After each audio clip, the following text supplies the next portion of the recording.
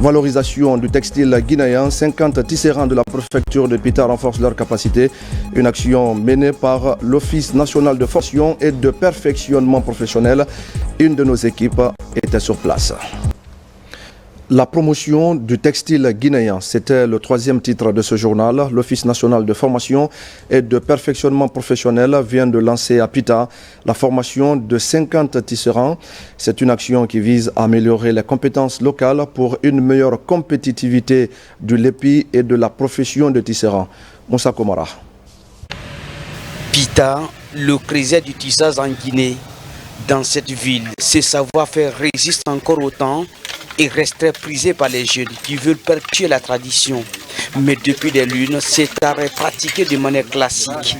Conscient, l'Office national de formation et de perfectionnement professionnel s'engage à donner de nouvelles compétences pour une meilleure qualification des artisans. L'idée de cette formation, c'est de perfectionner ceux qui font déjà le tissage, c'est de les apprendre de nouvelles méthodes, de les outiller davantage à ce que ce métier soit beaucoup plus valorisé et que ce métier apporte un nouvel élan à la ville de Pita en termes de tissage. La formation concerne 50 artisans de la coopérative des tisserands de Pita.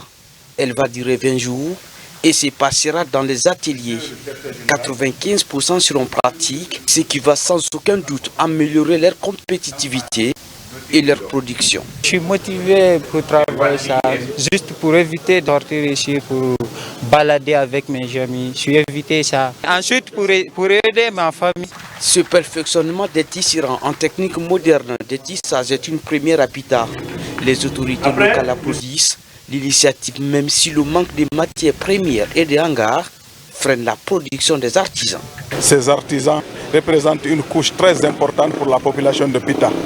Et cette couche formée, ces jeunes formés vont augmenter le revenu du panier nageur et ils vont limiter le déplacement des jeunes vers la Méditerranée et qualifier la production de l'artisanat, surtout dans le cadre du tissage. Une fois sortis de cette formation, ça va leur permettre de mieux qualifier leurs travaux, leurs pratiques et le tissu, l'épi qu'ils feront seront encore de qualité au bénéfice de toutes et tous. La formation de ces artisans concrétise l'une des volontés des autorités de la transition qui espèrent voir briller le textile guinéen sur le continent.